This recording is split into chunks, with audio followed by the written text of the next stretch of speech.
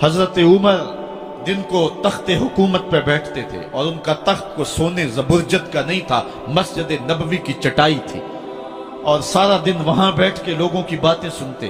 और जब रात के अंधेरे गहरे होते उमर भेष बदल के मदीने की गलियों का गश्त करते। कहा तुम्हारे घर से धुआं निकल रहा है और बच्चे रो रहे हैं, उनको खाना क्यों नहीं देती? कहने लगी उमर की जान को रो रही। उमर के पांव तले से जमीन निकल गई। कहा क्या हुआ? कहा 3 दिन से हमारे यहां खाने के लिए कुछ नहीं है, रोजाना बच्चे रोते हैं और मैं हंडिया के अंदर पत्थर डाल करके नीचे से आग डालती रहती हूं कि बच्चे इंतजार कर करके सो जाएंगे, कम वक्त सो भी नहीं रहे और वो पत्थर पकेंगे भी क्या, और मैं उमर की जान को रो रही हूं। हजरत उमर का कलेजा दहलने लगा। फौरन पलटे वापस बैतुल माल में आए, घी का एक कनस्तर लिया, आटे की बोरी ली, मिर्च मसाला जात बहुत कुछ उठाया, अपने कंधे पे रखा, बोरी अपनी कमर पे ला दी। उमर बैतुल माल से निकले तो आपके खादम असलम ने देख लिया, आगे बढ़ा, कहा मेरे आका मैं उठाता हूं। उमर की आंखों में आंसू है। कहा असलम कयामत के दिन मेरा बोझ उठा लोगे? कहा कयामत के दिन तो अपना अपना बोझ उठाना पड़ेगा। कहा उमर को आज अपना ही उठाने दो। हजरत उमर वो घी का कनस्तर और वो आटे की बोरी सर पे उठाए हैं और उस खातून के घर जाते हैं और दस्तक देते हैं। वो जब देखती है उसकी जान में जान आ जाती है। कहा जल्दी जल्दी आटा गूंदो, और उमर सब्जी काटने लग जाते हैं। हजरत उमर रदी अल्लाह ताला अन्हो सब्जी तैयार कर देते, उधर आटा गूंद जाता है और फिर ऊपर चूल्हा रखा जाता है, चूल्हे के अंदर आग रखी जाती है, वो खाना पकाने लगती है, आग बुझती है। तारीख ने लिखा है आग बुझने लगती है, उमर झुक करके फूंके मारता है। उमर झुक झुक के फूंके मारता है। खाना पक गया और बच्चों के सामने खाना रख दिया, बच्चे खा रहे हैं। अब बच्चे रो रो के निढाल हो चुके थे। हजरत उमर अपने हाथों को और अपने घुटनों को और अपने पांव को जमीन पे लगा के, जिस तरह बकरी का बच्चा चलता है वेड़े के अंदर, कभी इधर चलते हैं कभी इधर चलते हैं, ताकि बच्चे मुझे देख के खुश हों और दिल में कहते उमर जितना रुलाया है अब इतना हंसाना भी पड़ेगा।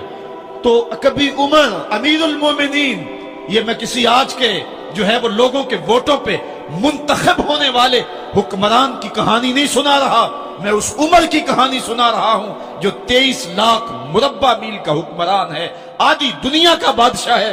हजरत उमर जो है जिस तरह बकरी का बच्चा चलता है, इस तरह अपने हाथ और अपने घुटने जमीन पे टेक करके जो है वो इस तरह चलते हैं। बच्चे उमर को देख के मुस्कुराते हैं। जब बच्चे मुस्कुराने लगे तो हजरत उमर ने उस खातून से कहा बुढ़िया उमर को माफ कर दे। उसने कहा तू इतनी हमदर्दी क्यों करता है?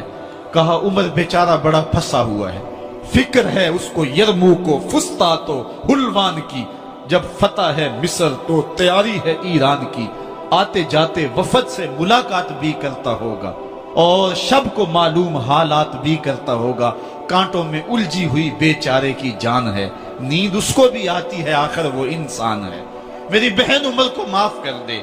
उसने कहा ना ना उमर की बात मेरे सामने न कर, कयामत का दिन होगा, उमर का गिरेबान होगा और मेरा हाथ होगा। जब उसने ये बात कही तो उमर बर्दाश्त न कर सके, बच्चों की तरह बिलक बिलक कर रोने लगे।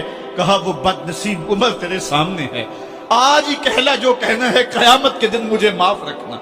उसने कहा तू उमर है? कहा बदनसीब उमर तेरे सामने खड़ा हूं। मेरे उमर कहते हैं अगर दजला के किनारे एक बकरी का बच्चा भी प्यासा मर गया उसका हिसाब भी उमर से लिया जाएगा। हजरत उमर निकले यरूशलेम में, एक ऊंट है एक गुलाम है, कभी वो सवार होता है कभी आप बारी मुकर्रर की है।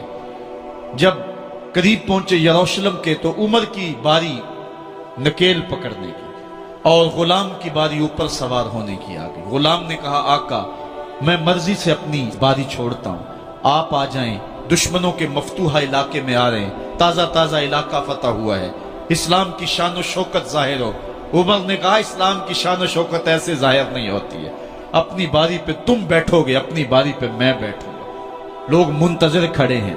दूर से जब देखा कहा इसकी हैबत से कांपते थे हम, ये तो कोई हबशी लगता है, रंग काला है, होंठ मोटे हैं, इससे तो ज्यादा हसीन इसका गुलाम है जो आगे आगे चल रहा है। حضرت ابو عبیدہ نے کہا دھوکہ کھا رہے ہو، ہمارا آقا وہ نہیں ہے جو اونٹنی کے اوپر سوار ہے، ہمارا آقا وہ ہے جو لگام تھامے آگے آگے چل رہا ہے۔ حضرت عمر رضی اللہ تعالیٰ عنہ کو آگے بڑھ کے جابیہ کے مقام پہ حضرت ابو عبیدہ بن جراح نے استقبال کیا، تو حضرت عمر آگے بڑھے اور انہوں نے آگے بڑھ کر کے حضرت ابو عبیدہ کے دونوں کندھوں پہ ہاتھ رکھا، اور سنو حضرت عمر نے کیا کہا، کہا لا الہ الا اللہ انا کنا اذل قوم فاعزنا اللہ بالاسلام، کہا کہ لا الہ الا اللہ، اے ابو عبیدہ بن جراح، ہم ایک ذلیل قوم تھے اور اللہ نے ہمیں اسلام کی وجہ سے عزت عطا کی ہے۔ اور میں تمہیں ایک تاریخ ساز بات کہنے لگا ہوں، اور وہ یہ ہے کہ جب تک ہم اس عزت والے اسلام کے دامن کو تھامے رہیں گے ہماری عزت قائم رہے گی، اور جب اسلام کے علاوہ کسی اور جگہ سے عزت ڈھونڈیں گے تو رسوا کر کے رکھ دیے جائیں گے۔ یہ ہے وہ خلاصہ جو حضرت عمر نے امتوں کے عروج و زوال کا بیان کیا ہے۔ اس امت کو جو خیرات ملی ہے تخت و تاج کی، وہ پینٹاگون سے نہیں ملی، وہ واشنگٹن سے نہیں ملی، وہ وائٹ ہاؤس سے نہیں ملی، وہ محمد عربی کے جوڑوں کا صدقہ ملی ہے۔ اس لیے جب ہم نے اسلام سے انحراف کیا، پاکستان حاصل کیا گیا تھا۔ پاکستان کا مطلب کیا؟ لا الہ الا اللہ۔ ہم نے اس نعرے کو چھوڑ دیا ہوا ہے، ہم نے انحراف کر دیا ہے۔ آج ہماری نظریں مغرب کی طرف لگی ہے کہ تخت و تاج اس سے نصیب ہوتے ہیں، اور دنیا کے اوپر ہم رسوا ہو کے رہ گئے۔ ہماری پستی، ہماری زبوحالی، ہماری ذلت کا سبب یہ ہے کہ جس جگہ سے ہمیں عزت ملی تھی ہم نے